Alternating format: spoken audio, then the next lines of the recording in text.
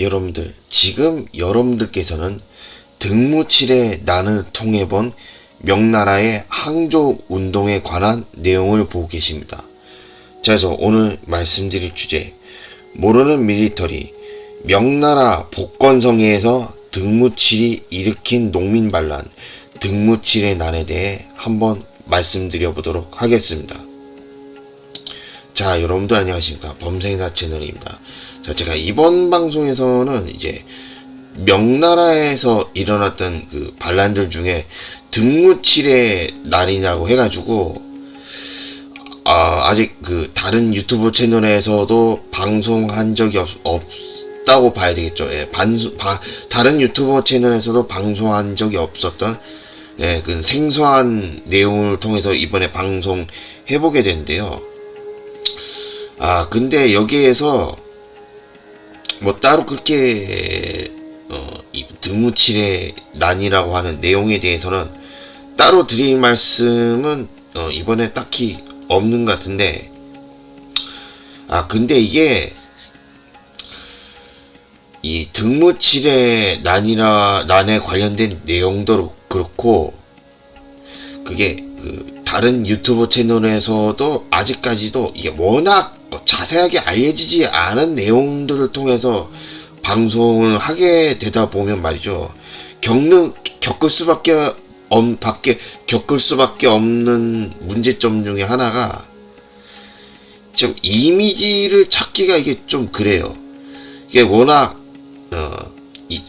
등무칠의 난뿐만 아니라 뭐 다른 유튜브 채널에서도 다루지 못했던 이 생소한 내용들을 방송을 해보려다 보니까는 이게 워낙 자세하게 알려지지 않은 그런 내용이라서 그런 건지, 다른 유튜브 채널에서도 이미지를 좀 나름 좀 적절한 그 내용하고 관련이 있는 그 적절한 이미지를 찾으려다가 보면은 이 이미지가 잘 안 나올 때가 있기도 해요.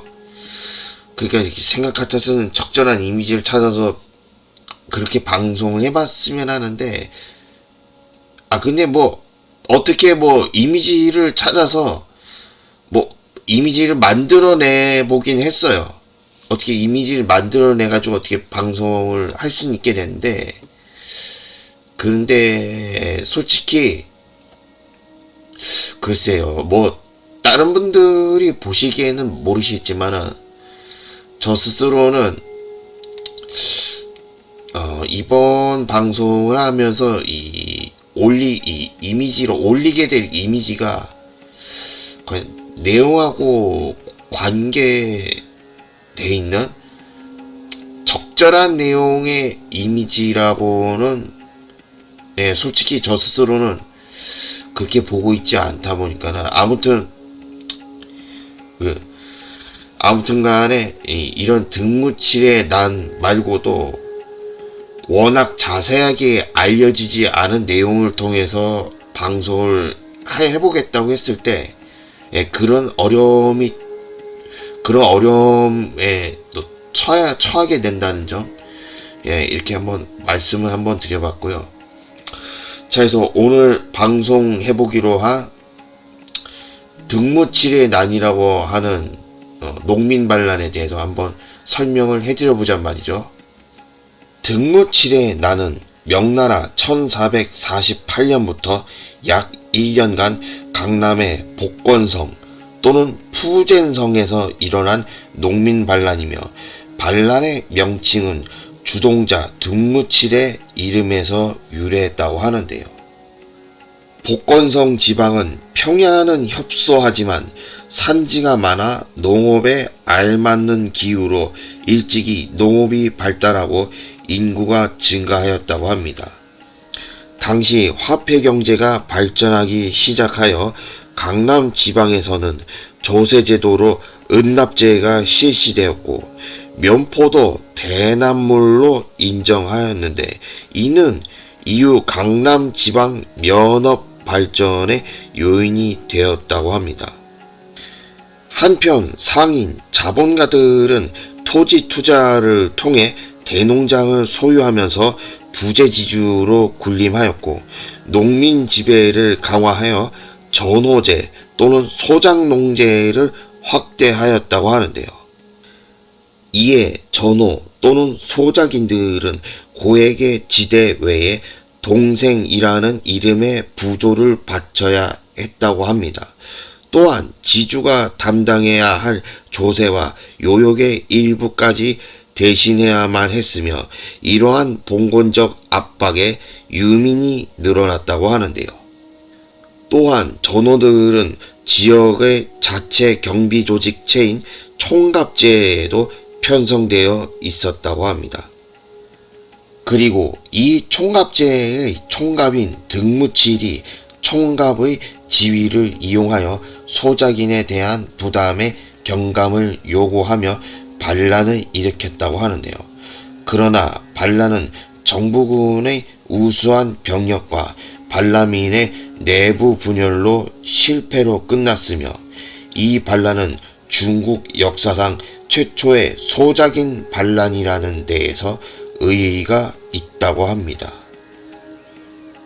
자, 그렇다면 여기에서 한번 이제 잠시 좀 뒷이야기를 하고 나서 마무리 지어볼까 하는데요. 그러니까 이 등무칠의 난을 통해서 방송하기 이전에 이미 그 명나라에서 일어났던 내부 반란 같으면은 이미 이전에 그 정덕제라는 하는 그 황제가 제위하던 시기에 일어났던 3번의 반란에 대해서 이미 이전에 방송을 해드렸단 말이에요.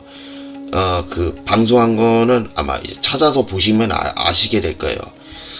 그래가지고 이미 정덕제 시기에 일어났던 3번의 반란을 통해서 방송해봤는데 사실 근데 이 시기상으로 연도별로 보자면은 등무칠의 난이 먼저 일어난 거고, 그러니까 그 등무칠의 난 같으면은 이제 1448년에 일어났다 나오고, 그리고 그 정덕제 시기에 일어났던 그 3번의 반란 같으면은 1510년 또는 1511년 거의 이 시기 때에 일어났다고 그렇게 나오기 때문에 연도별로 치면은 사실 등무칠의 난이 먼저 일어난 게 하는데, 근데 이 등무칠의 난이라고 하는 이 내용에 관해서도 사실 우연치 않게 알게 된 거예요. 이것도 그러니까 어떻게 알게 됐냐 했을 때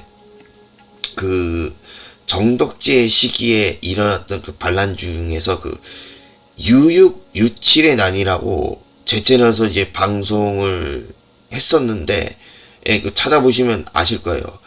그러니까 그 유육유칠의 난을 통해서 내용을 찾아보다가 이 등무칠의 난이라는 것도 그때 찾아보고 나서 우연치 않게 알게 된 거라서 사실 좀 뒤늦게 알게 된 내용이기 때문에, 그러니까 이게 좀 연도별로 치자면은 등무칠의 난을 먼저 방송했어야 하는 게 맞는 건데, 이게 이 등무칠의 난이라고 하는 내용부터가 아직 다른 유튜브 채널에서도 아직 다루지 않은 걸 보면은 워낙 알려지지 않은 내용이다 보니까는 그래서 할 수 없이